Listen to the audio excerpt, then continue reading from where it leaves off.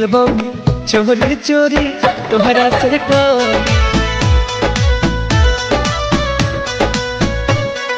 पागल कैले रूपा तोरी मिलबो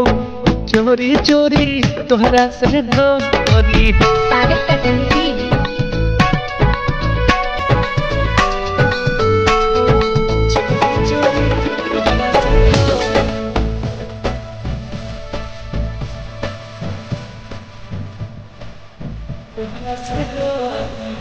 जान हो मिलन हो आज हिसाब के बच के